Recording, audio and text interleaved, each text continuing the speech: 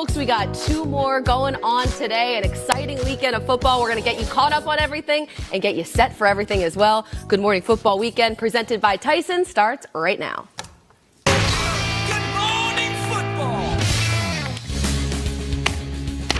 Let's get to some highlights Let's here. get it. We got Let's get it. Cowboys and Rams here. Dak. There's going to do Steve. first quarter here. Dak hits Amari Cooper there on the slant. He takes it 29 yards for the You might touchdown. want to cover him, Ram. Amari was, cover him. he was hot early. He He was. was. Yeah, Marcus Peters, though, they got into it a little bit. We're going to talk about that one. Second quarter here, Rams trailing by 1, and C.J. Anderson. Backup running back. Did I say it yesterday, guys? Did I talk about this guy having an You impact did. on this game? You Yes, did. you did. So the Rams take 13-7 lead. Next Rams possession, Todd Gurley. Okay. Okay. You know, this guy always has an Ooh, impact on the game. tackle. I'll see you later. So the Rams, they take a 20-7 Fresh lead. legs, Steve. Fresh Going legs. into the half, very fresh legs. It does Getting wonders played for you. So we go to the third quarter here.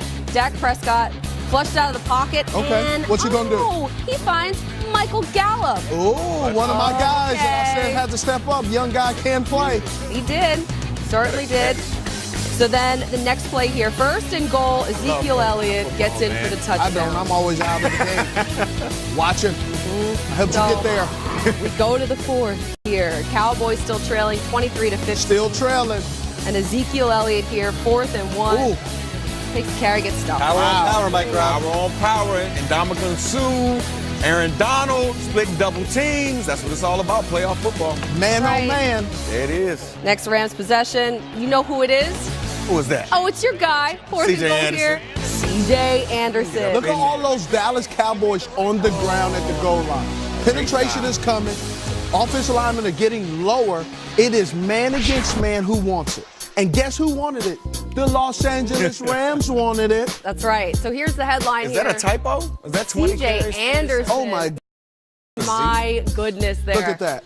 23 for 123 there. Then you have what a game this Yeah. was. It was the backs. It was the return of the running backs. I love to see the running backs get the play that they got last night. I mean, we all know that Jared Goff, and I said it yesterday, Jared Goff, I don't think he's ready to totally carry this offense with his arm yet. He needs this run game. Rest of the National Football League or the guys left in the playoffs, if you're playing the Rams, you have to stop the run if you want to beat this team. I thought they did a phenomenal job of controlling the line of scrimmage. The left guard, the center, the tackle, Roger Saffold, John Sullivan, and Austin Blythe, those guys were road graders and provided a natural cutback for those running backs. I thought they did an excellent job. They also protected Goff, though, really well. He wasn't sacked at all. He was only hit one time. It's the play-action pass. When you're running a football with a lot of authority and you're able to play-action pass off that, the linebackers get lost. You saw Chris Richard getting at the linebackers on the sideline last night because when you have to defend the run and defend these running backs in this offensive line and then have to get back to get under some of these explosive passes, it's almost impossible. And just so we're clear, if you didn't watch us a couple of weeks ago, you got to watch every day, Mike Rob. If you didn't catch us a couple of weeks ago,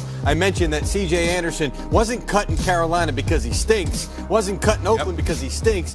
Panthers just couldn't take Christian McCaffrey off the field, and they said, let's let this guy go elsewhere and get a job. And the Raiders needed healthy bodies. The Raiders wanted to bring him back the week that the Rams wanted to sign him. So had it been But if you had a day choice, here I'm and going to the there, Rams. yeah, but maybe a day sooner he's not on the Rams, and maybe this is a different story last night. But the guy is really setting himself up to be a running back. Maybe it's not in Los Angeles, but somewhere. He's going to be a free agent in the spring. He's only, 28 years old? Yeah. Still got a lot of good football left. I don't understand, too, even when he was a free agent going into the season, he wasn't heavily sought after. And for some reason, people have in their mind that he's not that back, but he's showing you he can be that back. He was that back in Denver. He's shown you didn't get the opportunity in Carolina because the obvious guy, which is Christian McCaffrey, who is their guy, rightfully so. But he's showing you that he can play.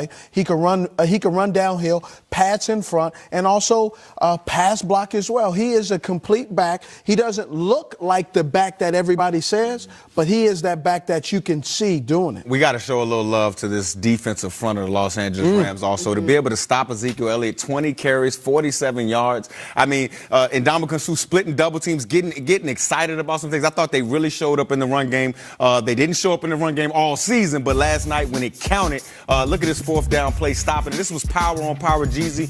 You were right. They ran a power play and just could not use the strength to get over the Los Angeles Rams. But they did. Listen, first play of the game was what we talked about yesterday, that toss sweep. Yep. They were trying to run, and they got chased down from the back end by one of the defensive linemen. It may have been Donald. I'm forgetting exactly. The first play of the game, I saw that. I said, oh, boy.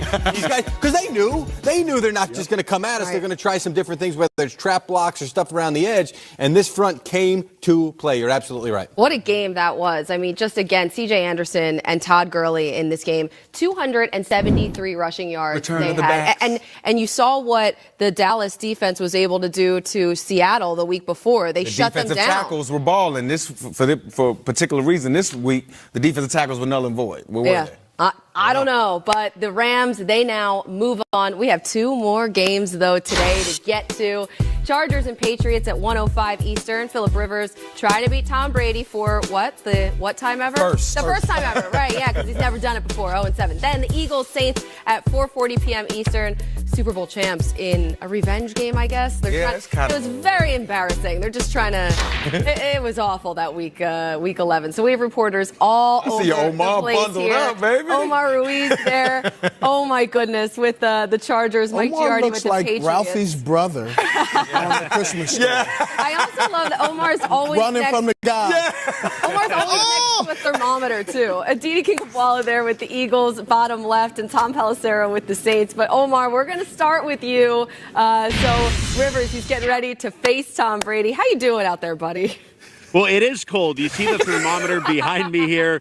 Phillip Rivers saying what an awesome challenge this is to play the best team of his generation in this environment to keep their Super Bowl hopes alive. He says they're going to miss a throw. They're going to miss a tackle. They don't have to play perfectly, but they do have to hang together long enough to find a way to win, which is what they've done all year. A big reason why they're the 8th team in history to win at least 9 games away from home. The previous 7 to do it all went on to win the Super Bowl. The most recent, the 2016 New England Patriots. For more now on the 2018 New England Patriots, let's send it over to Mike Giardi.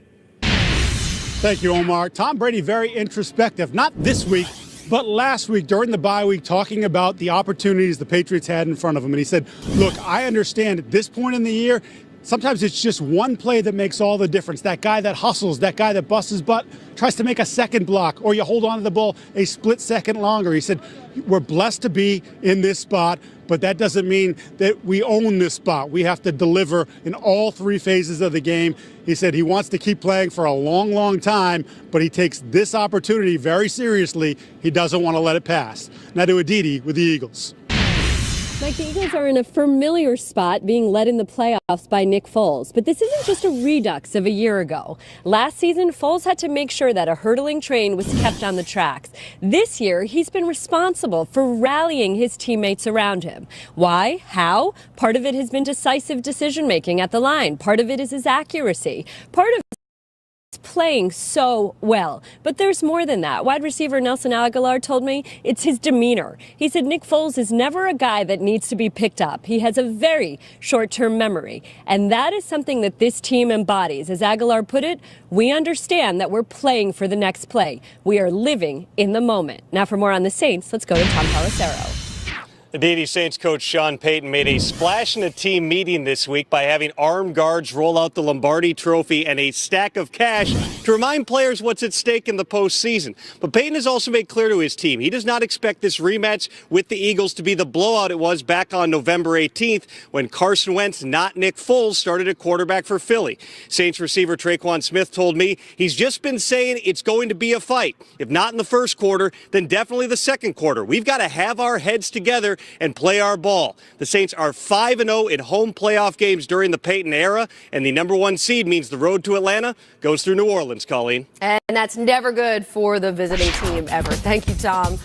Here's something also kind of weird to add about the Saints. A lot of similarities between this year's team and the 2009 Super Bowl team. A lot. They were both 13-3, the number 1 seed, lost to the same 3 teams. Get out of here, 48 Colleen. Against the Eagles, and look at those stats. You lying. Identical. Isn't that weird? While leading the league in point differential. Just so strange. Man, that just jumped up my pick to 35%.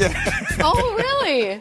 Okay. Well then. 35% again. Hey now. That number just like keeps sticking around. I don't know popping why. up. How about them Chiefs? Huge win for Kansas City. Ooh. How they stopped the Colts. Put them on skates, baby. Put them What on it skates. means. Coming up next, that defense.